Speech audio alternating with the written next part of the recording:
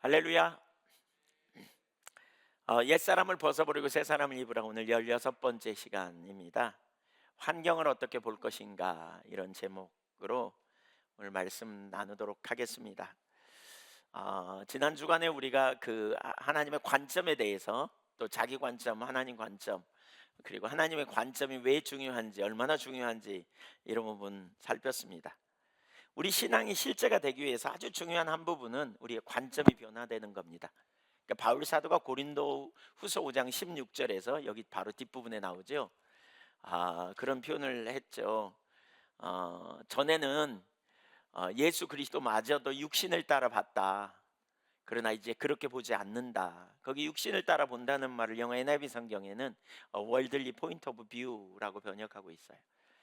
그러니까 세상 사람들이 보는 관점으로 일반적으로 보았다. 근데 이제 그렇게 보지 않는다. 다른 관점을 갖고 본다. 이렇게 표현하고 있어요. 관점의 전환이 얼마나 중요한지 몰라요. 우리는 아는 대로 행하지 않고 되게 보는 대로 행하거든요.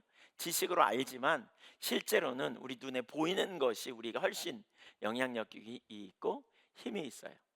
그래서 우리가 신앙생활하면서 참 중요한 게, 우리가 하나님의 관점을 가지고 우리가 바라볼 수 있는 것이 얼마나 놀라운 능력인가, 이걸 잘 기억할 필요가 있어요. 만일 환경을 눈에 보이는 대로 우리가 판단하고 그것이 전부라고 여기면 우리는 능력 있는 삶을 살기가 어려워요. 그러니까 눈에 보이는 대로가 아니라 우리는 하나님의 관점으로 볼 수 있어야 된다라고 하는 것이죠. 오늘 원래 세 가지를 하려고 했는데요. 시간이 없어서 두 가지만.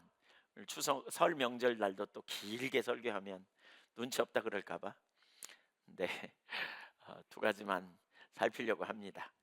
첫째, 눈에 보이는 대로 대 하나님을 믿음으로. 오늘 우리가 읽은 고린도후서 5장 7절 앞부분 뒷부분 하면, 고린도후서 5장은 우리에게 이제 우리 그리스도인의 삶이 무엇인가에 대해서 좀 더 가르치고 있는데요. 5장 1절 2절 1절을 먼저 좀 한번 읽어볼까요? 거기에 보면 이렇게 말하고 있어요. 같이 한번 읽어보죠. 시작. 만일 땅에 있는 우리의 장막집이 무너지면 하나님께서 지으신 집 곧 손으로 지은 것이 아니요 하늘에 있는 영원한 집이 우리에게 있는 줄 아느니라. 여기 집 얘기하잖아요. 집. 살 집이 없다면 어떻게 하겠어요? 근데 우리는 여기서 두 개의 집을 볼 수 있어요. 첫 번째는 뭐라고요? 장막집을 얘기해요. 이 땅에서 살아가면서 거하는 집을 이야기하고요. 두 번째로는 손으로 지은 것이 아니요 하늘에 있는 영원한 집이 우리에게 있다, 이렇게 표현하죠. 하늘에 있는 집 이야기를 하고 있어요. 네, 두 개의 집. 우선 이 땅에 있는 장막집, 이건 뭘 가르치느냐? 우리의 육체를 가르쳐요. 우리의 육체. 그리고 이 육체는 결국 어떻게 될 거다? 무너질 수밖에 없다. 그렇죠? 여기 장막집이 무너진다 그랬어요. 이 땅에 있는 건 사실 영원하지 않거든요. 다 일시적이에요. 세상에 있는 건 다 일시적입니다. 예. 아무리 기골이 장대하고 운동을 많이 해가지고 뭐 몸짱이라도 사실 우리 코에서 호흡이 거쳐지는 순간 그 집은 무너집니다. 예, 저는 화장성에 가끔 가보면서 참 너무 인간의 허망을 봅니다. 2시간 만에 제가 돼가지고, 한 줌에 제가 돼가지고 나와요. 예, 뭐 이렇게 두 손 합치면 될 만큼 그런 제가 돼서 나와요. 인생이 참 얼마나 순식간인지 몰라요. 얼마나 참 보잘것없는 인간인지 몰라요. 제가 어렸을 때 14살 때 저희 아버님이 돌아가셨을 때 참 이해가 안 되더라고요. 왜냐하면 교통사고로 순식간에 돌아가셨거든요. 근데 아침에 돌아가시고 저녁에 아침에 제가 학교 갈 때 다녀오겠습니다 인사했는데 저녁에 돌아왔더니 싸늘한 죽음이 되셨고요. 그리고는 사람들이 그냥 막 여기저기서 오더니 뭐 하냐면 보니까 그냥 흔적 지우기 하는 거예요. 흔적 지우기. 금방 한 사람이 있었는데 금방 한 사흘 만에 그냥 땅에 매장하고요. 그런 다음에 한 2, 3일 동안 그분이 입고 있던 옷, 그분이 신던 신발 뭐 이런 거 다 불에다 태워버리고 그분의 흔적을 싹 지워버리더라고요. 예. 마치 왜 수렁에 푹 빠지면 발이 빠졌다가 빼내면 금방 합쳐지듯이 금방 없어지더라고요. 정말 이상했어요. 제가 그때 야, 한 사람이 없어졌는데 이렇게 세상이 어쩜 아무렇지도 않게 돌아가냐. 예. 여러분 없으면 안 돌아갈 것 같죠? 잘 돌아가요, 세상은. 그 가족들 외에는 거의 기억도 못해요. 얼마 조금만 지나면요. 아, 있었지, 그랬지, 이런 정도. 인간이 참 얼마나 허망한지 몰라요. 그래서 바울 사도가 고린도전 15장에 그런 표현을 하잖아요. 인생이 이생뿐이라면 얼마나 허망한 일입니까? 예. 그냥 우리가 참 이렇게 인간 육신을 갖고 있기 때문에 끈끈하고 또 뭔가 존재감이 있지만 그 존재가 사라지는 순간 인간은 그때부터 금방 잊어지기 시작하고 흔적 지우기 하고 금방 없어져 버립니다. 예. 장막집이에요. 그래서 무너진다는 거예요. 무너진 일시적일 수밖에 없어요. 그게 끝이 아니에요. 그러나 또 다른 집이 있다. 여기 이렇게 표현하죠. 영원한 집. 영원한 집. 그 집이 어디 있다? 하늘에 있다. 이렇게 표현해요. 그래서 우리는 이 장막집이 무너지면 영원한 집이 있고 그 영원한 집으로 우리는 들어갈 인생이라는 걸 아는 게 중요해요. 예수님이 요한복음 14장 2절에 보면 그런 표현을 했죠. 내가 너희를 위하여 처소를 예비하러 가노니 가서 처소를 예비하면 너희를 데리러 오리라. 그러면서 뭐라 그러냐? 내가 어디로 가는지 너희는 알리라 그랬어요. 저는 두 부류의 사람이 있다고 생각해요. 예수님이 어디로 간지 아는 사람과 예수님이 어디로 간지 모르는 사람이 있어요. 예. 제가 장례식을 생각하면서 그런 생각이 참 들더라고요. 예수님이 어디로 간지 아는 사람은 본인도 그리 갈 것을 아는 사람이에요. 근데 모르는 사람들이 허다해요. 네. 하나님이 지으신 집, 그 집은 완전한 집이고요. 우리는 그 완전한 집, 거룩한 그 집에 들어갈 것을 사모해야 돼요. 여러분 그 집을 사모하시기를 축복합니다. 왜 아멘 소리가 별로 안 큰 것 같은데 그 집을 사모하십시오. 예. 돌아가시다 그 말이 아니에요. 예, 빨리 가라 그 말이 아니고요. 그날을 사모하자고요. 사모하자고요. 왜 전에 나눴지만 80이 넘으셔서 계속 아프시는 어떤 권사님에게 목사님이 신방 가가지고 그랬댔잖아요. 하나님 빨리 데려가 달라고 병원에 병실에 누워 계셔서 제발 고통 없이 빨리 데려가 달라고.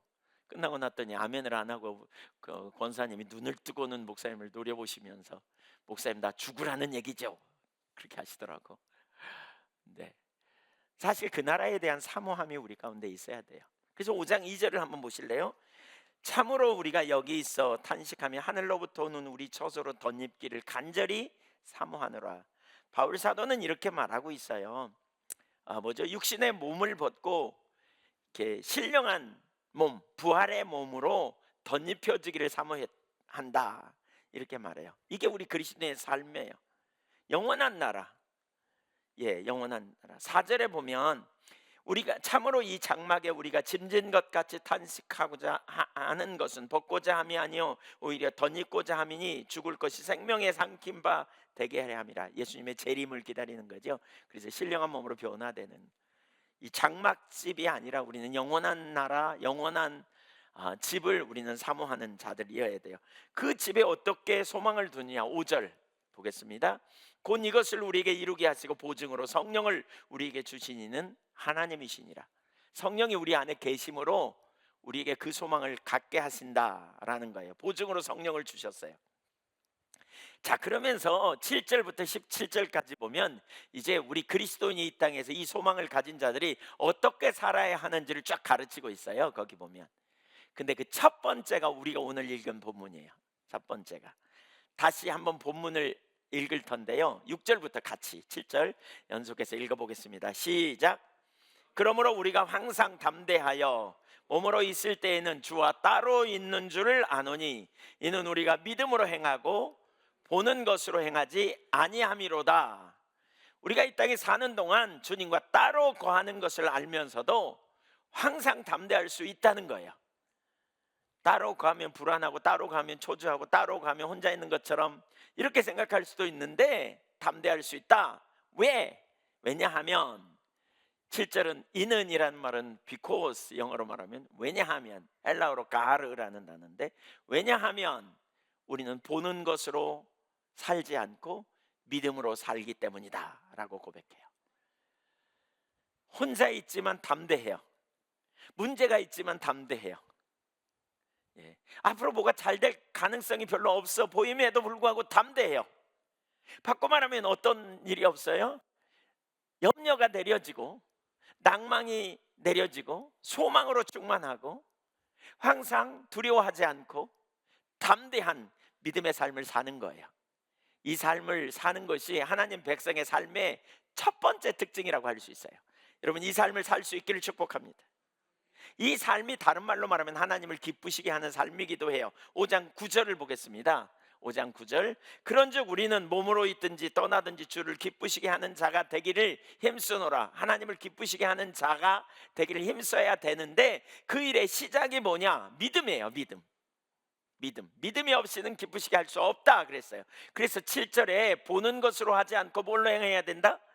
믿음으로 행한다. 믿음의 삶이 뭐냐? 믿음의 삶이 히브리서 11장 1절에 보면, 6절에 보면 그런 표현이죠. 히브리서 11장 6절 시작. 믿음이 없이는 하나님을 기쁘시게 하지 못하나니 하나님께 나아가는 자는 반드시 그가 계신 것과 또한 그가 자기를 찾는 자들에게 상 주시는 이심을 믿어야 할지니라 그랬어요. 믿음이 없이는 하나님 기쁘시게 못해요. 그러니까 우리가 항상 하나님을 기쁘시게 하기를 힘써요. 어떻게 행함으로? 보는 것으로 하지 않고 뭘로 행함으로? 믿음으로 행함으로. 보는 것으로 하지 않고 믿음으로 행함으로. 그래서 하나님을 기쁘시게 해요. 그럼 믿음이 뭐예요? 믿음이 사실 이 믿음의 삶의 실제는요, 관점으로 여기서 설명할 수 있죠. 바울 사도가 그렇게 말하잖아요. 믿음으로 행하고 보는 것으로 행하지 아니한다 이렇게 말하고 있어요. 이 구절을 조금 더 생각해 볼까요? 보는 것으로 행한다는 말은 그야말로 눈에 보여지는 대로라는 의미입니다. 그야말로 눈에 보여지는 대로. 예. 우리는 합리적인 사고를 가지고 있잖아요. 과학적 사고를 가지고 있단 말이에요, 기본적으로. 그래서 눈에 보여지는 현상 그대로를 우리는 받아들이고 그것에 따라 반응해 가는 거예요. 눈에 나타나는 현상 그대로 우리가 반응하고 살아가는 것, 이건 믿음의 삶이 아니에요. 이건 그리스도인의 참 삶이 아니라는 거예요. 그러면 반대로 뭘로 행한다? 믿음으로 행한다라는 말은 하나님의 관점을 가지고 행한다는 거예요. 하나님의 관점으로 본다는 거예요. 하나님의 관점으로 보고 하나님의 관점으로 행하는 거예요. 믿음의 삶이 뭔가를 우리가 잠깐 생각해 봐야 돼요. 전에 우리가 나눴죠. 믿음의 근거 세 가지를 나눴죠. 믿음의 근거, 우리가 가져야 될 믿음의 기초, 근거. 첫째는 뭐라 그랬어요? 하나님이 행하신 일, 하나님이 행하신 일. 과거에 하나님이 어떤 일을 이루셨는가를 우리가 염두에 두는 게 되게 중요해요. 그 대표적인 사건이 십자가 사건이죠. 십자가 사건, 과거에 하나님이 이루신 일, 어둠에서 빛으로 옮겨놓은 일, 사단의 권세에서 하나님 나라로 옮겨놓은 사건. 우리가 죄인 되었을 때, 소망이 없을 때 그리스도께서 우리를 위하여 죽으셔서 우리가 이제 예수 그리스도 안에서 영원한 하나님의 의가 되었어요. 우리를 의롭다 칭함을 받은 자예요. 그래서 우리가 이 하나님의 행하신 일을 항상 염두에 둬야 돼요. 두 번째로는 하나님의 성품에 기초하는 거예요. 하나님의 성품. 우리가 믿는 하나님이 어떤 성품을 가졌는가, 속성인가. 예를 들면 하나님은 전능하시다. 예를 들면 하나님 무한하시다 그러잖아요. 무한하시다는 말 속에는 네 가지가 포함돼요. 첫째는 뭐가 무한해요? 하나님이 어떤 영역에서 무한해요? 하나님은 시간을 초월해요. 그래서 영원하신 분이세요. 공간을 초월해요. 무소부지하세요. 어디나 다 있어. 하나님은 어디나 다 계셔. 능력을 초월해. 완전한 능력, 전능하신 하나님이시죠. 지식을 초월해. 전지하신 하나님이세요. 그러니까 예를 들면 하나님의 속성 중에 한 부분만, 무한하시다는 말 속에 뭐가 포함된지, 내가 믿는 하나님은 무한하신 분이세요. 스스로 계신 하나님이로서 시작도 없고 끝도 없는 완전한 하나님, 무한하신 하나님. 우리는 그 하나님을 믿고 있는 거예요. 그 하나님을 신뢰하는 거예요. 내가 믿는 하나님은 또 사랑의 하나님이세요. 독생자를 아끼지 않을 만큼 나를 사랑하시는, 여러분을 사랑하시는, 믿으십니까? 우리가 이 하나님을 믿는 거예요. 믿을만 해요, 아니에요? 믿을만 해요. 믿음직해요. 얼마나 듬직합니까?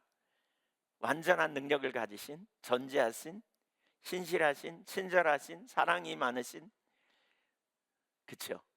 어디나 계시는, 뭐 지식이 없어서 우리가 무슨 일을 당하고 있는지 모르실 리도 없고, 능력이 없어서 우리를 건져는, 능력이 없어서 우리를 방치해 두실 일도 없고, 우리를 안 사랑하기 때문에 너와 나와 무슨 상관이 있냐 이러고 뒷짐지고 계실 분도 아니에요. 우리가 믿는 하나님은 우리의 아빠가 되시는, 아빠가 자녀를 사랑하되, 성경에 이런 표현이 곧잘 나오잖아요. 너희가 악할지라도 자식에게 좋은 것을 줄 줄 알거든, 그래요. 아무리 악해도 자기 자식은 챙기잖아요. 근데 하늘 아버지가 얼마나 너희를 위하시겠느냐. 사실 이 하나만 강력하게 붙들고 있어도 우리는 정말 담대할 거래요. 그렇죠? 이 하나님의 성품의 근거에서 우리는 믿음을 갖는 거예요. 또 세 번째로는 그분의 약속이에요. 하나님이 주신 약속은 보편적인 약속이 있어요. 예수 믿으면 구원받는다, 회개하면 죄 용서받는다, 이거 보편적인 약속이에요. 구하면, 기도하면 응답하신다, 이런 게 다 보편적인 약속이에요. 또 특별한 약속도 있어요. 특별한 약속 뭐예요? 뭐 저 개인적으로는 하나님께서 저에게 주신 여러 가지 약속들이 있어요. 그 중에 하나가 예한교회를 세우시겠다는 약속이에요. 저는 이 약속이 성취될 걸 20년 전에도 믿었고 지금도 믿어요. 그리고 하나님은 지금도 그 일을, 그 전에도 계속 해오셨고 지금도 해오셨어요. 보편적인 약속도 지적인 동의에서 끝나는 사람들이 많아요. 볼자다 내가 세상 끝날까지 너와 함께 하겠다 이렇게 물으면 여러분 믿으십니까? 그러면 다 아멘 하실 거요. 근데 이 약속이 그냥 지적인 동의에서 끝나는 분들 적지 않아요. 근데 저는 그 약속을 진짜 믿어요. 그래서 어디서나 함께 하시는 하나님을 신뢰해요. 그래서 제가 그 하나님 앞에 어떤 순간이든지 기도하면 응답하실 걸 저는 신뢰해요. 죄송합니다. 저만 그러면 안 되는데. 네, 여러분도 그러실 줄로 믿습니다. 그렇게 되시기를 축복합니다. 믿음으로 의지한다는 말의 근거가 뭔지 보세요. 그러니까 이런 얘기예요. 정리해 보면 환경을 눈에 보이는 반응대로, 눈에 보이는 대로 반응하느냐, 아니면 믿음으로 반응하느냐. 하나님이 이 모든 환경 속에서 이 환경을 주관하시고, 이 환경 속에서 간섭하시고, 이 환경 속에서 나를 구원하시고, 이 환경 속에서 인도하시고, 이 환경 속에서도 돌보시고, 그걸 신뢰함으로 바라보느냐, 이 차이를 지금 보자는 거예요. 이 차이를 여러분은 어떤 눈으로 바라보세요? 눈에 보이는 대로 우리가 반응하면 무슨 일이 벌어져요? 제일 처음 나타나는 반응 중에 하나는 염려, 두려움, 혼돈. 우리가 해결할 수 없는 큰 문제가 어떤 생기면 염려가 생기고, 낭망이 생기고, 두려움이 생기고, 답답해지고, 아마 이런 일들이 우리 가운데 있지 않겠어요? 네. 혹시 여기 여러분 예배당에 오시면서 혹시 여러분 마음속에 지금 앞날을 생각하면 두렵고 답답하고 뭐가 될까 이런 생각 가지고 오신 분이 계신가요? 예. 마음이 슬프고 소망이 없어 보이고, 우리 주님, 그런 분들은 오늘 우리 주님 만나시기를 축복합니다. 그래서 눈물이 변하여 찬송이 되고, 그렇죠? 슬픔이 변하여 근심이 변하여 기쁨이 되고, 주님의 눈이 열려 그런 변화가 일어나기를 축복합니다. 사실 여러분, 그런 변화가 실제로 일어나야 돼요. 우리 예배 시간마다 그런 변화가 일어나야 돼요. 어쨌든 낭망하고 혼돈 가운데 와 있다가 예배를 통해서 주님 만나고 나갈 때는 그거 다 두고 나가야 돼요. 두고 나가야 돼요. 그거 다 버리고 나가야 돼요. 기쁨이 되고 감사가 나오고 찬양이 나오고 하나님 신뢰함으로, 이것이 우리 그리스도인의 삶이어야 돼요. 왜요? 우리는 눈에 보이는 대로 반응하는 사람이 아니기 때문에 그래요. 눈에 보이는 대로 반응하면 안 돼요. 시편 14편 10절에 보면 그런 표현이 있어요. 악인은 마음이 교만하다, 얼굴이 교만하다 그러면서 그 사상에는 하나님이 없다, 이런 표현이 있어요. 누가 악인이라고요? 사상에 하나님이 없다니까요. 그냥 보이는 환경과 나만 있어. 악인의 그러니까 마음이 교만한 자는 하나님을 쏙 빼버렸어. 보이는 환경과 나만 있어요. 그래서 보이는 대로 반응하는 거예요. 보이는 대로 살아가는 거예요. 앞날이 잘 될 것 같으면 신나고, 안 될 것 같으면 낙심하고 좌절하고 혼돈에 빠지고, 내가 손에 뭐 좀 가지고 있으면 그것 때문에 자부심 갖고, 아무것도 없으면 낭망하고 좌절하고 혼돈에 빠지고. 예수 믿고 그리스도인이고 열심히 교회에 나오지만 그 사상에 하나님이 없을 수 있어요. 순식간에 하나님을 빼버릴 수 있어요. 잊어버릴 수 있어요. 이건 심각한 거예요. 이게 교만이에요. 그렇게 되면 우리가 능력 있는 삶을 놓치게 되는 거예요. 오늘 몇 가지 예들을 좀 우선 보겠습니다. 이런 예들을 잘 보여주는 일들이 성경에 무진장 많은데 몇 가지만 쏙 예를 뽑아서 나누죠. 첫째로는 출애굽기 14장에 홍해 앞에 섰을 때 이스라엘 백성들의 삶의 태도, 그들이 어떻게 반응했는가를 보죠. 그들이 눈에 보이는 대로 반응했습니까? 믿음으로 반응했습니까? 네, 뭐 너무나 잘 아시겠지만 눈에 보이는 대로 반응했잖아요. 하나님은 이스라엘 백성들을 애굽에서 구원해 내셔서 그들을 광야로 인도하셨습니다. 그런데 불기둥 구름기둥으로 하나님의 인도를 받아 그들이 갔는데 갑자기 예상치 못한, 이스라엘 백성들이 예기치 못한 환경을 만나게 됩니다. 하나님이 모세에게 이 백성을 돌이켜 비하이로다 바알 수본 맞은편 바닷가에 장막을 치게 하라, 14장 1절 이하에 보면 그렇게 말씀하시고서 내가 바로의 마음을 강팍케 해서 애국 군대로 하여금 너희를 추격하게 만들 거다, 이렇게 말씀하세요. 너희가 광야에 갇힌 바 되었다라고 저들이 생각하면서 너희를 잡으러 오게 될 거다, 이렇게 말씀하세요. 막다른 골목에 있는 거예요, 한편으로 말하면. 근데 적군이 그들을 죽이겠다고 쫓아와요. 이런 상황이니까 얼마나 참 어려운 환경입니까? 생각하지도 못한 환경 가운데 그들이 직면하게 됩니다. 그런 상황에서 이스라엘 백성들이 어떻게 반응했는가, 어떻게 반응해야 하는가를 우리가 생각해 볼 필요도 있고요. 그러나 어떻게 반응했는가를 우리는 생각해 봐야 돼요. 그러면서 나라면 어떻게 반응할 건가도 좀 생각해 보셔야 되겠죠. 그렇죠? 우선 그들의 상황을 보면 이 환경은 절대로 쉬운 환경이 아니었어요. 그들은 죽을 지경이 되었어요. 자, 그렇다면 먼저 우리가 이렇게 생각해 보죠. 여러분 한번 생각해 보죠. 그리스도인은 눈에 보이는 대로가 아니라 뭘로 행해야 된다? 믿음으로 행해야 된다. 그러면 여기서 믿음의 근거를 한번 좀 찾아보자고요. 그들이 믿음을 가질 만한 근거가 뭘까요? 우선 하나는 하나님의 약속이 있습니다. 그들에게는 하나님의 약속이 있어요. 뭐예요? 하나님의 약속이 뭡니까? 가나안 땅에 들여보내실 거라는 약속이었습니다. 하나님이 그들이 가나안 땅에 들여갈 거라는 약속을 그들은 되게 많이 받았습니다. 하나님이 모세를 보내셔가지고 이스라엘 백성들에게 젖과 꿀이 흐르는 땅, 아름답고 광대한 가나안 땅에 들어가게 할 거다. 그리고 이 약속은 누구 때부터? 너희 조상 아브라함 때부터 너희에게 주신 약속이다. 이런 표현을 반복해서 합니다. 반복해서. 그뿐만 아니라 두 번째로 이들은 하나님의 구원의 역사를 경험했습니다. 400년 동안 종살이하던 그들을 하나님께서 구원해 내셨습니다. 그것도 애굽의 10가지 재앙을 쏟으셔서 그들이 마침내 애굽 땅을 출발할 때 그들은 너무너무 감격하고 기뻤을 겁니다. 400년 동안 노예 생활하면서 그들은 그 애굽의 압제 아래에서 벗어날 수 있는 가능성이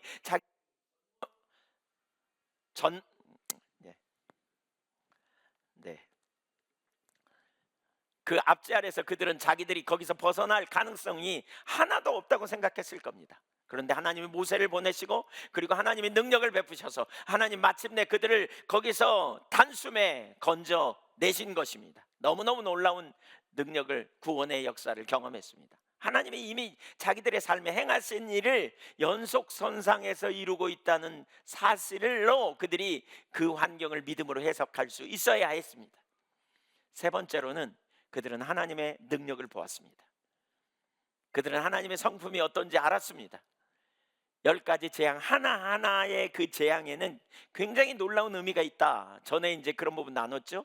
애굽 사람들이 믿던 10가지 신들을 무력화시킨 사건이었다. 그들이 태양신을 믿었는데 환한 대낮에 태양을 가려가지고 태양신의 무력함을 보게 했고, 바로가 신으로 여겼는데 그 신의 아들들을 죽임으로 말미암아 하나님이 얼마나 능력의 하나님인가를 드러내신 사건이었다라고 말했죠.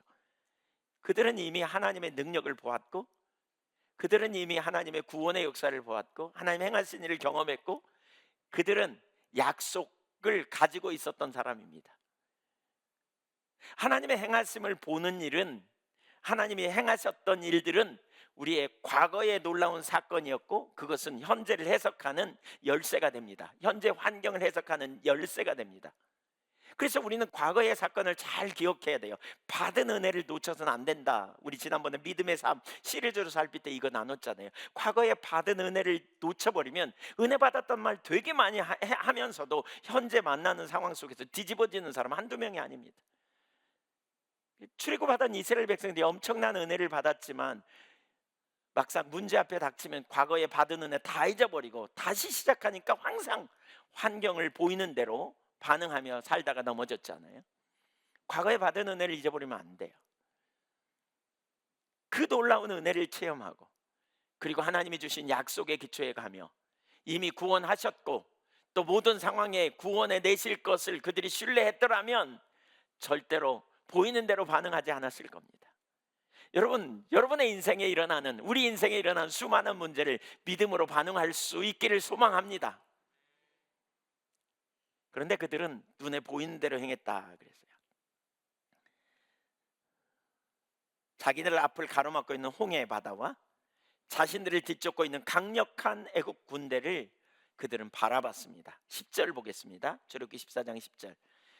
바로가 가까이 올 때 이스라엘 자손이 눈을 들어 본즉 애굽 사람들이 자기들 뒤에 이른지라 이스라엘 자손이 심히 두려워하여 여호와께 부르짖고. 환경을 보면, 나타나는 있는 그대로 자기 눈에 보이는 대로 보면 그 반응은 두려움, 첫 번째 반응은 두려움인 걸 볼 수 있죠. 어떤 눈으로 보느냐가 그래서 중요해요. 자, 11절도 읽어보겠습니다. 그들이 또 모세에게 이르되 애굽에 매장제가 없어서 당신이 우리를 이끌어내어 이 광야에서 죽게 하느냐, 어찌하여 당신이 우리를 애굽에서 이끌어내어 우리에게 이같이 하느냐. 이미 결론이 내려졌어요. 우리는 죽었구나라는 결론입니다. 그러면서 이제 원망하기 시작합니다. 13절 같이 읽어보죠. 우리가 애굽에서 당신에게 이른 말이 이것이 아니냐, 이르기를 우리를 내버려 두라, 우리가 애굽 사람을 섬길 것이라 하지 아니하더냐. 애굽 사람을 섬기는 것이 광야에서 죽는 것보다 낫겠노라.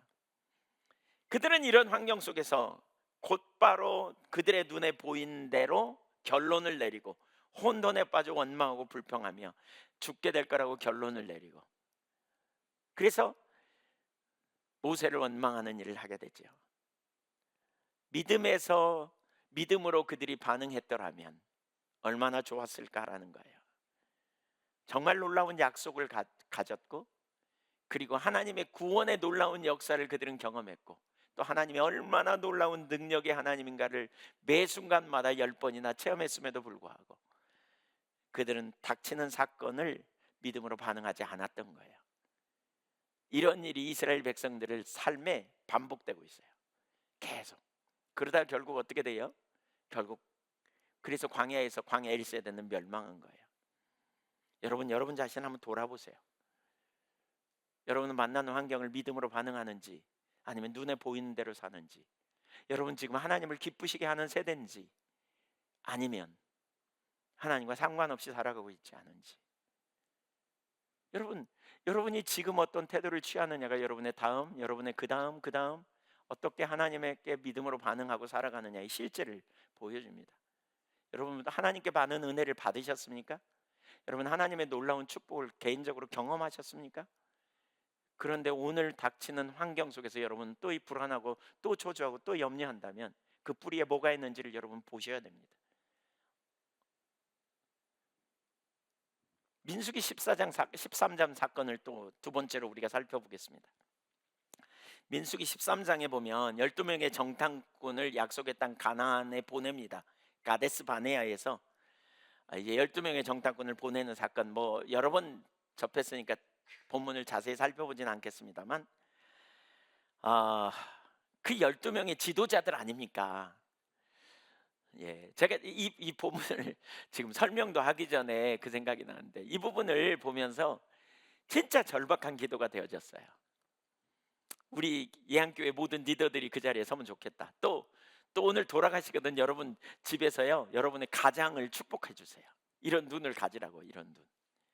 이런 눈을 가지셔야 돼요. 믿음의 눈. 보세요, 12명의 정탐꾼이 갔다 오라고 말하잖아요. 어디를요? 가나안 땅, 약속의 땅 가나안을 향해 들어가라고 말해요. 그러면 그들은 눈에 보이는 대로 봐야 돼요? 믿음으로 봐야 돼요? 믿음으로 봐야 돼요. 그 땅을 보아야 했어요.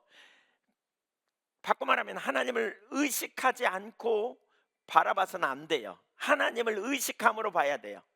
그러니까 자기들을 구원하시고 거기까지 인도하셨고 언약을 맺어 주시고, 또 홍해 사건, 만나 사건, 쓴물을 단물로 바꾼 사건, 또 반석에서 물을 내신 이런 사건 하나를 바라보면서 하나님이 얼마나 놀라운 능력의 하나님인가를 그들이 바라보면서, 그들은 이미 약속도 받았고 과거에 행하신 일을 쫙 생각해 보면, 또 하나님의 놀라운 성품을 바라본다면, 그들은 이 앞에 있는 모든 환경을 하나님의 눈으로 바라보고 영적인 돌파를 이루어내는 그런 세대로 세워졌어야 해요. 그런데 12명 중에 10명은 그렇지 못했다는 사실이에요. 12명의 정탐꾼이 40일 동안 그 땅을 정탐하고 돌아와서 이제 보고하는 장면을 보면 의견이 둘로 쫙 나눠집니다. 우선 갈렙과 여호수아에게는 그 눈이 있었습니다. 그들은 믿음으로 반응합니다. 30절, 민수기 13장 30절을 한번 같이 읽어보겠습니다. 큰 소리로 한번 읽죠. 시작. 백성을 조용하게 하고 이르되 우리가 곧 올라가서 그 땅을 취하자 능히 이기리라 하나. 예, 백성을 조용하게 하고 우리가 올라가서 그 땅을 취하자 능히 이기리라, 이렇게 말해요. 어떻게 이런 말을 할 수 있었을까요? 여호수아와 갈렙은 그 환경을 믿음의 눈으로 보았기 때문에 그래요. 14장 8절 9절을 보면 정확하게 같은 맥락에서 이해할 수 있어요. 14장 8절 9절 보겠습니다. 시작. 여호와께서 우리를 기뻐하시면 우리를 그 땅으로 인도하여 들이시고 그 땅을 우리에게 주시리라. 이는 과연 젖과 꿀이 흐르는 땅이니라. 자 보세요, 이는 과연 젖과 꿀이 흐르는 땅이더라. 이게 무슨 얘기예요? 하나님이 말씀하신 대로 그 젖과 꿀이 흐르는 그 땅이더라. 지금 그 얘기입니다. 과연 하나님의 약속대로 그 땅은 젖과 꿀이 흐르는 땅이더라. 지금 그 말입니다. 약속을 확인하고 약속을 붙들고 그 약속에 기초하여 그 땅은 우리 거다, 이렇게 말하고 있는 겁니다. 믿음의 근거를 분명히 가지고 있죠. 9절을 보세요. 다만 여호와를 거역하지 말라. 또 그 땅 백성을 두려워하지 말라. 그들은 우리의 먹이라. 그들의 보호자는 그들에게서 더 낫고 여호와는 우리와 함께 하시느니라. 그들을 두려워하지 말라 하나. 여기 뭐예요? 그들의 보호자는 떠났다. 그 말은 우리 보호자이신 하나님은 우리와 함께 하신다. 하나님을 보호자로 고백하고 있는 거예요. 하나님 구원해 내셨고 구원해 내시고, 그리고 약속하신 대로 그 땅을 우리에게 주실 능력 있는 하나님, 그 하나님이 우리와 함께 한다. 그러니까 우리가 해야 될 태도는 뭐냐? 두려워할 이유가 없다. 우리는 담대할 이유가 있다. 이것이죠. 여러분, 하나님을 믿으십니까? 그렇다면 우리가 어떤 태도로 보느냐는 거예요. 믿는다는 말이 뭔지를 여러분 정확하게 인식해야 돼요. 내가 믿기 때문에 담대한 거예요. 믿기 때문에 의의 길로 행하는 거예요. 믿기 때문에 하나님을 신뢰하는 거예요. 지적인 동의가 아니에요. 인격자이신 살아계신 하나님, 그분은 어제나 오늘이나 영원토록 동일하신 분이고요. 그분은 초월하시는 분이에요. 그분이 보실 때 우리의 과거도 그분 앞에 현재고 우리의 미래도 그분 앞에 현재예요. 현재는 말할 것도 없이요. 그러니까 하나님은, 우리가 하나님의 시각을 갖는다면 하나님 앞에서 우리는 언제나 있음을 기억해야 돼요. 하나님은 우리 조상들도 알고 계시고 우리 미래에 태어날 우리의 자손들도 알고 계시고 우리도 알고 계시는 분이세요. 그래서 우리를 위해 2000년 전에 우리를 위해 독생자를 아끼지 않고 사랑하셔서 우리를 구원해내신 하나님이세요. 우리는 그 하나님을 신뢰하는 거예요. 그 하나님은 혀의 말을 알지 못하시면 하나도 없으시는 분이고, 그분은 우리의 기도를 들으시고, 그분은 우리를 돌봐주시고, 그분은 우리를 기르시는 선한 목자가 되심을 우리가 기억해야 돼요. 우리는 그 하나님을 믿음으로 신뢰하는 거예요. 염려를 내리는 거예요. 낭망을 내리는 거예요. 혼돈을 내리는 거예요. 주님이 우리와 함께 계시니 염려할 일이 없는 거죠. 하나님이 우리의 피난처가 되시고 하나님이 우리의 생명이 되시는 거죠. 믿음으로 바라보는. 반면에 10명의 정탐꾼은 전혀 달랐습니다. 그들은 자기들의 눈에 보이는 대로 반응했습니다. 이들의 반응에는 하나님이 없습니다. 지금 우리가 이제 민수기 13장 31절부터 33절까지 읽을 텐데요, 이들이 말하는 그 언어의 언급에는 하나님은 한 번도 없습니다. 이들의 사상 속에는 이미 하나님이 없습니다. 이들은 누구와 누구의 대결로 보냐면 그들과 우리의 대결로 봅니다. 그들 대 우리, 이 관점으로 바라봅니다.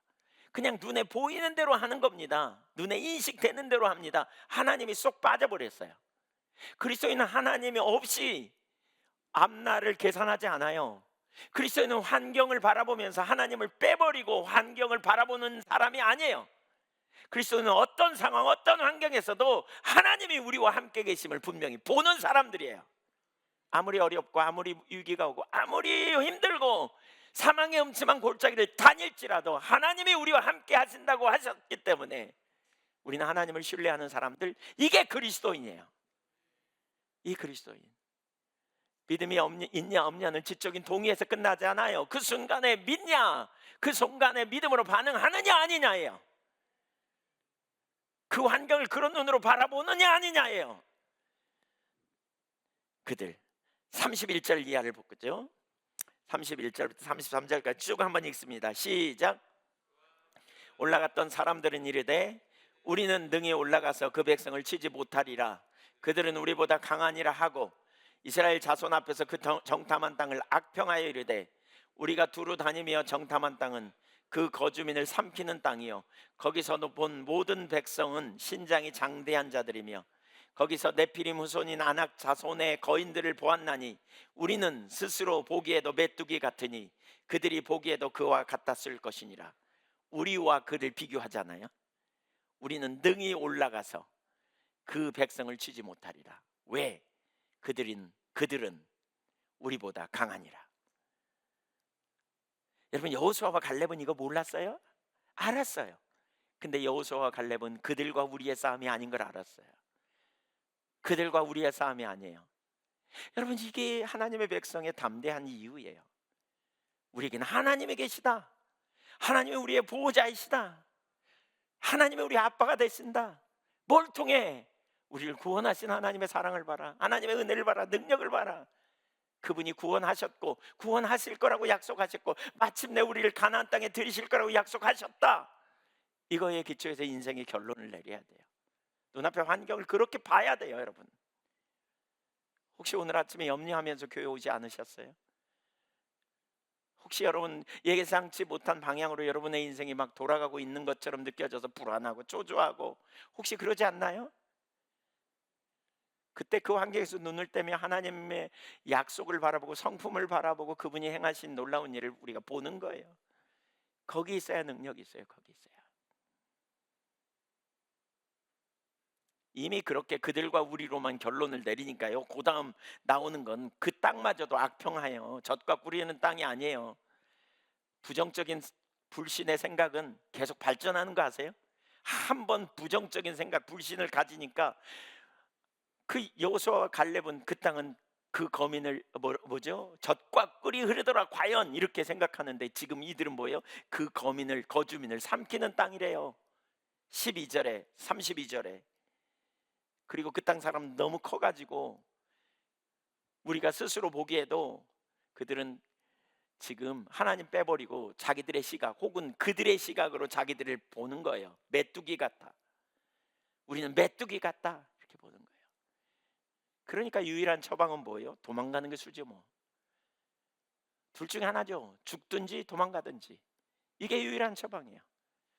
그러니까 하나님의 약속을 정면으로 하나님의 인도하심을 거부하고 도망가는 수밖에 없다. 이렇게 결론을 딱 내리는 거죠. 이 말을 지도자들이 했어요. 지도자들이 가장 믿음 없는 말을 자꾸 해. 그러면 그 가정은 어떻게 되겠어요? 여러분, 다음 세대가 믿음의 세대로 세우려면요, 가장이 믿음의 말을 해야 돼요. 믿음으로 행해야 돼요. 그래야 다음 세대가 세워져요. 가장이 믿음 없는 말을 하고 믿음의 행동을 하지 않으면 어떻게 다음 세대가 그걸 보고 믿음으로 살아갈 수 있겠어요?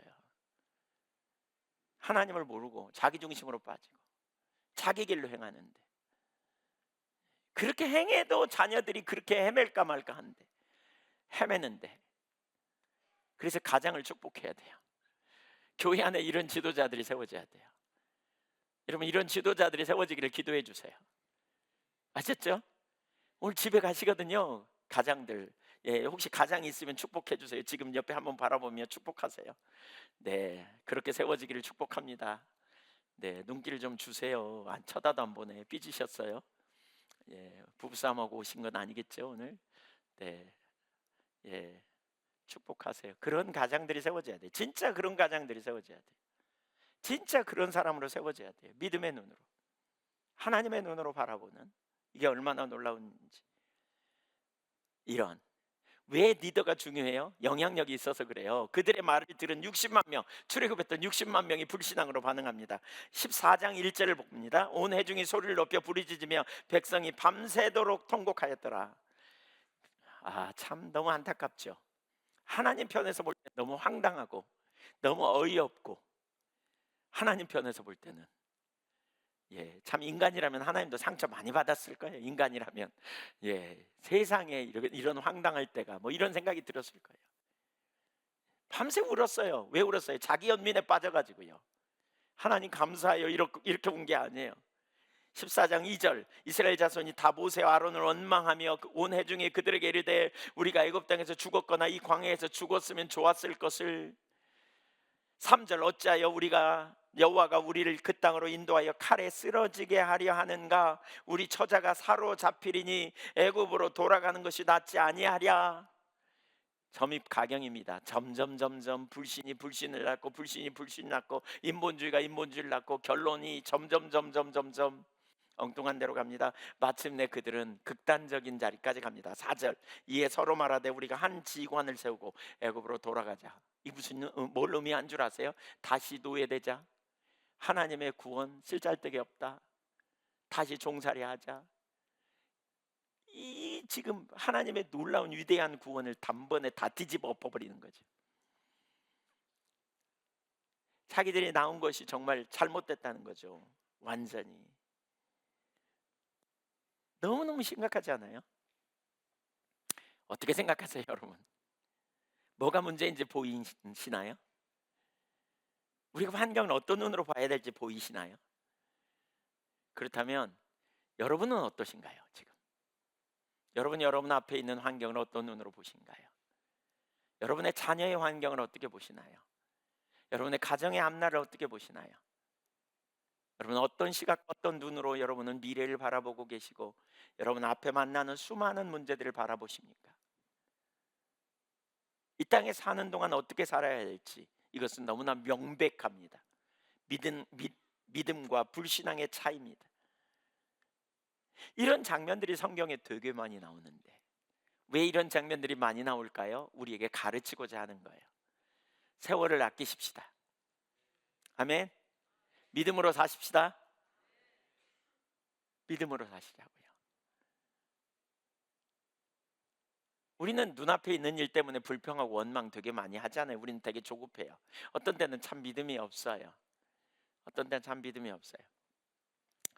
저희가 이번에 저희 그 장모님 장례를 치르면서 당황스러운 일들이 많이 있었어요. 갑자기 그냥 돌아가셔가지고 그랬는데 또 어디 장례식장을 못 잡아갖고 그냥 막 그러다가 그 하루는 그냥 보내고 두 번째 날부터 빈소를 이제 찾고 차리고 이렇게 됐어요.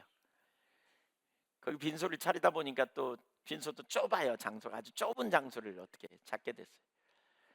그러니까 명절 전이라서 이렇게 손님이 많이 안 올 거다 뭐 이렇게 예측도 하기도 했고 뭐, 근데 이제 그 결정하는 형제 중에 결정한 형제가 공격을 단체로 받는 거예요. 막 이제 저희 그 저같이 5남매인데 한 분이 결정했더니 막 뒤에서 누가 했어 그러니까 막 무슨 말만 하면 민감해졌어.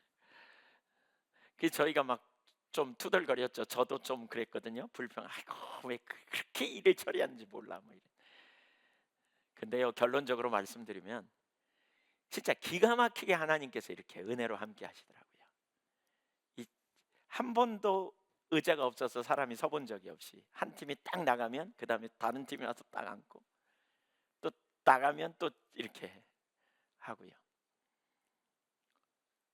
진짜 기가 막히게 하나님 인도하시고 모든 영역에서 너무너무 완벽하게.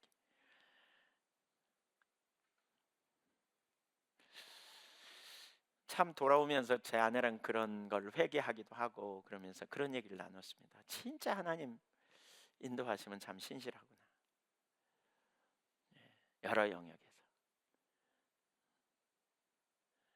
또 그 아침에 일찍 장례도 마치고 저희는 이제 빨리 와야 되잖아요.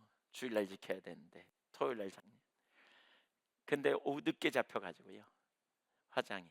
그 오전 시간에 아무도 안 오잖아요. 그 시간에 나누고 형제들끼리 대화하고 그러면서 좀 약간 좀 이렇게 하나 되지 못한 영역들도 있었는데 그런 부분 다 치유하고 서로 고백하고 또 서로 끌어안고 그냥 허공하면서 용서하고 또 축복하고 또 하나 되는 진짜 좋은 시간이 되었던 것 같습니다. 결정적으로는 돈도 조금 들었습니다. 진짜 생각보다는 훨씬 덜 드는 것 같아요. 지내놓고 보니까 참 하나님 안전하신데 우리가 왜 이렇게 불평하고 왜 이렇게 투덜거리고 뭐 좀 안 된다고 막 낭망하고 좀 그냥 옆에 사람 인정하지 못하고 투덜거릴까. 정말 절박하게 그런 경험을 했던 것 같아요. 여러분, 우리가 그리스도인이잖아요. 우리가 하나님 믿는 사람이잖아요. 저도 마찬가지고요.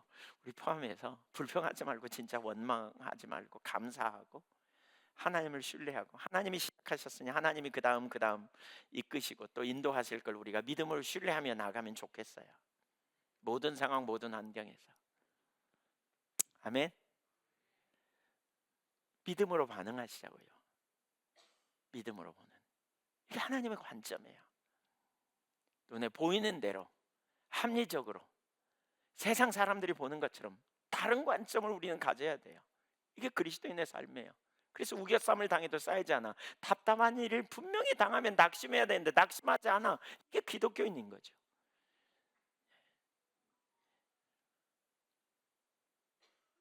정말 하나님의 얼마나 놀라운 은혜로 우리에게 함께 하시는지. 최근에 되어지는 일련의 여러 가지 일들이 있었습니다. 근데 그 모든 과정 하나하나를 살펴봐도 어떻게 보면 참 불평할 거리들이 참 많이 있습니다. 근데 합력해서 하나님의 선을 이루어서 이렇게 저는 개인적으로 그런 인도하심을 정말 경험하는 것 같습니다. 그러면서 차츰 깨닫는 게 왜 항상 기뻐하고 쉬지 말고 기도하고 범사에 감사하라는지 더 알 것 같습니다.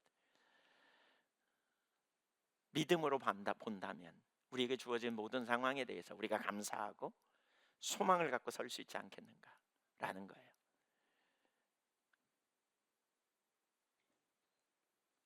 마태복음 14장에 보면 베드로가 물 위를 걷는 장면이 나오잖아요.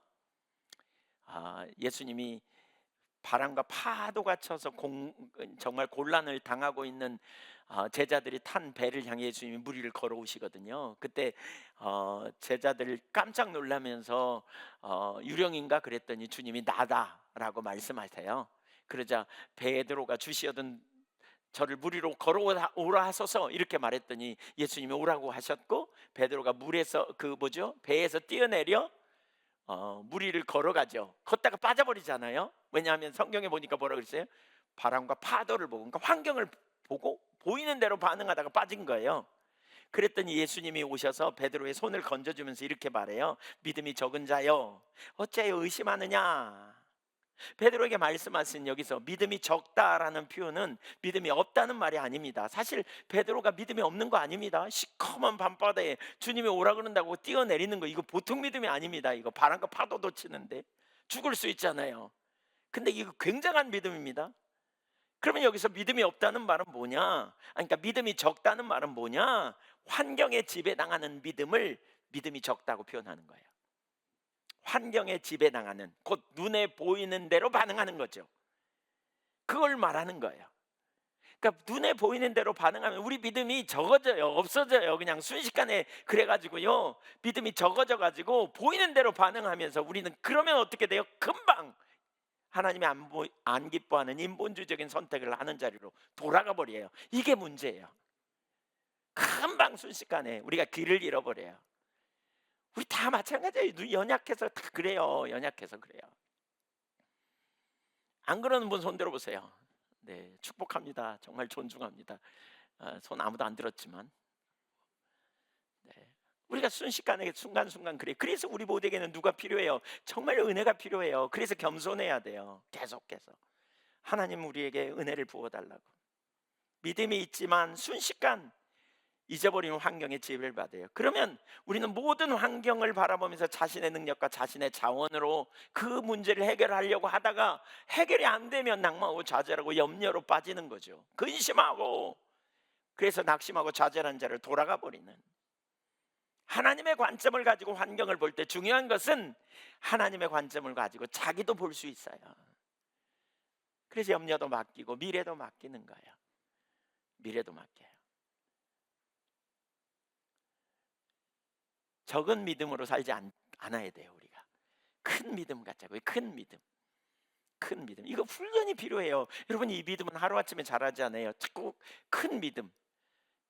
지금 혹시 오늘 설교를 들으면서 내가 적은 믿음이구나, 내가 지금 환경에 반응하고 있구나, 이게 깨달아졌다면 오늘 저 문을 나가는 순간 여러분은 달라지셔야 돼요.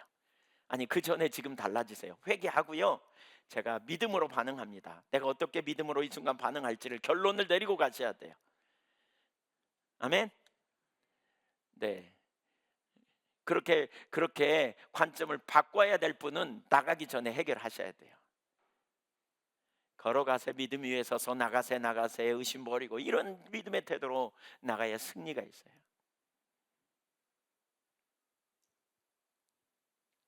자, 한 가지만 더 좀 살펴보죠. 두 번째, 우리가 믿음을 가질 수 있는 근거는 십자가입니다.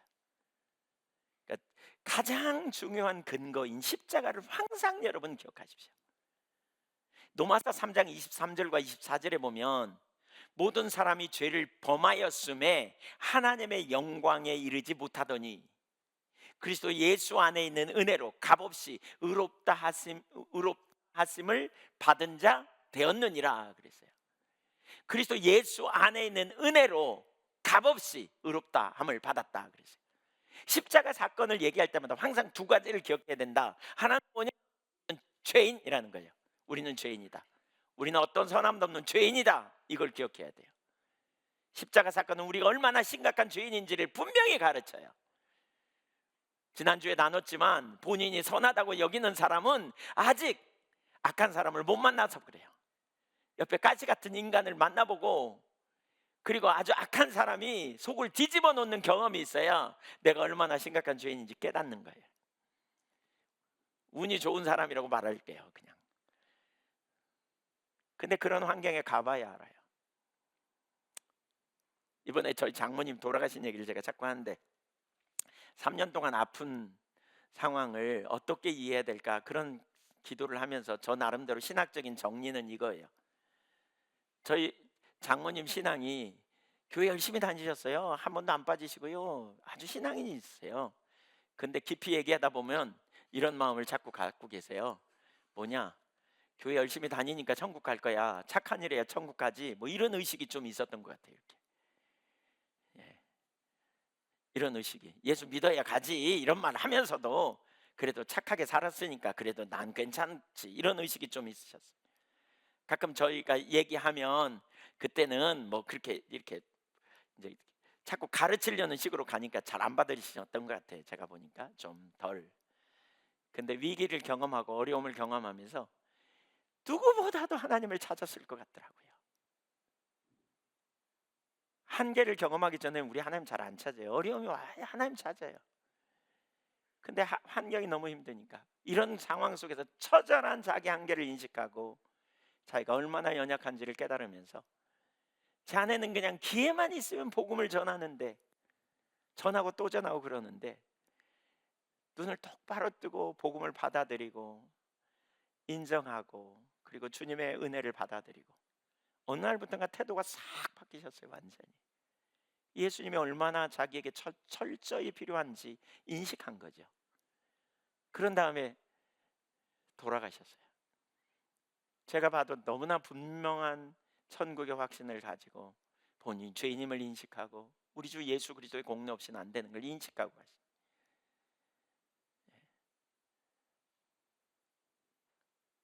정말 하나님의 은혜다, 축복이다, 이런 생각을 좀 한편으로 하게 되지더라고요.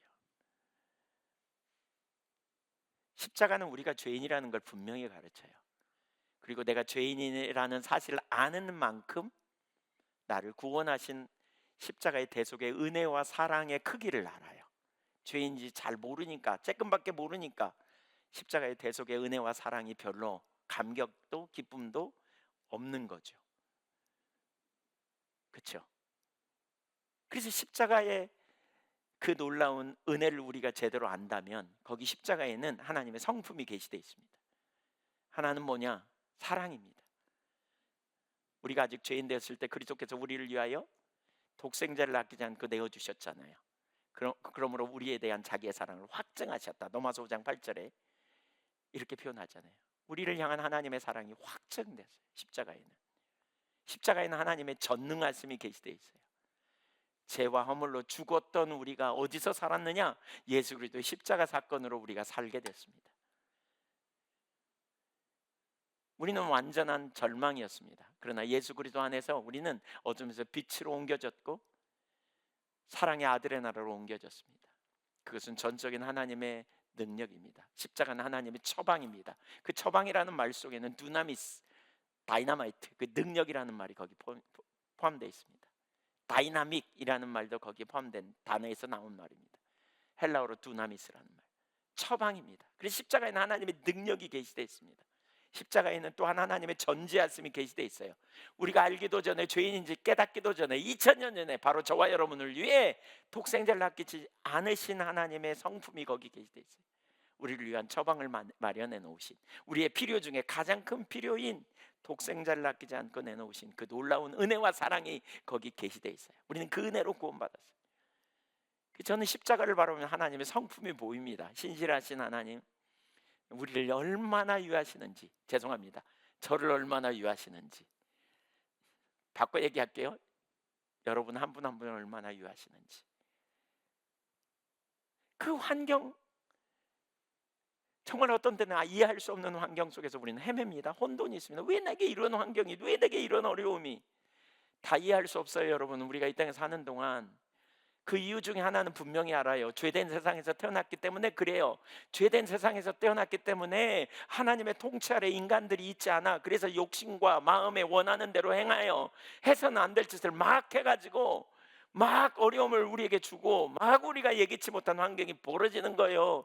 지 배 채우고자 다른 사람의 그 물건을 도둑질해 가거나 착취하는 사람들이 있어요. 자기 욕망을 채우려고 초대받지 않은 성, 남의 그냥 육체적인 그런 성적인 착취를 행하는 사람들로 인하여 상처를 당한 사람들이 되게 많이 일어나잖아요. 모함하고 끌어내리고 거짓말하고, 이거 다 하나님의 도운 게 아니에요. 이거 다 마귀로부터 온 거고요. 인간의 죄성이에요. 그런 세상에서 살고 있기 때문에 오늘날 엄청난 혼돈이 있어요. 바로 그런 세상에서 우리를 구원해 내시기 위해 예수님이 이 땅에 오셨고, 하나님은 여전히 그런 세상에서 저와 여러분을 여전히 구원하시고 또 구원하시고 앞으로도 구원하실 줄로 믿습니다. 이게 우리의 믿음이에요. 십자가에는 그게 계시되어 있어요. 십자가를 바라보세요. 포기하지 않는 하나님의 사랑이 되어 있어요. 십자가에는 완전한 하나님의 사랑이 있어요. 우리가 환경을 바라볼 때 바로 이 십자가의 관점으로부터 시작해야 돼요. 언제나 십자가에서 시작해야 돼요. 하나님 경험하는 삶이라는 책에 보면 헨리 블랙카미 목사님이 쓴 그 글에 이런 이야기가 있죠. 16살 먹은 딸이 암에 걸렸어요. 자기 딸 16살 먹은 딸이 암에 걸리니 얼마나 마음이 아프겠어요. 그때 헨리 블랙카미 목사님이 하나님 앞에 나가 이렇게 기도해요. 하나님, 제가 환경을 통해서 하나님을 바라보지 않도록 도와주세요. 하나님, 제가 십자가를 통과하지 않고서는 환경을 해석하지 않도록 도와주세요. 그는 끝까지 십자가를 묵상하면서 환경을 바라봅니다. 그리고 그 딸이 마침내 치유되고 회복되는 놀라운 역사를 경험했는데요. 여러분, 우리 앞에 일어나는 환경을 십자가를 통해서 바라보는 게 우리가 환경을 극복하고 승리하고 믿음으로 반응하는 비결인 것을 우리는 기억해야 돼요. 수많은 어려움이 있어요. 인생을 살다 보면 수많은 문제가 있어요. 난관이 있어요. 얼마나 자주 있습니까? 그 난관이요. 시시때때로 와요. 어떤 분이 저한테 물어보더라고요. 어떤 청년이 저한테 물어봤어요. 목사님, 그런 문제가 얼마나 자주 올까요? 바닷가를 가봐라 그랬어요. 거기서 뭘 봐야 되는데요? 파도를 보라 그랬어요. 바닷가에 끊임없이 물결이 치잖아요. 파도가 끊임없이 쳐요. 인생에 수많은 문제가 오잖아요. 큰 문제도 오고 작은 문제도 오고. 야고보 기자가 뭐라 그러냐? 그래서 처음에 인사하자마자 2절에 뭐라 그러냐? 너희가 여러 가지 시험을 만나거든 온전히 기쁘게 여기라. 기쁨을 선택하라. 이렇게 말하고 있어요.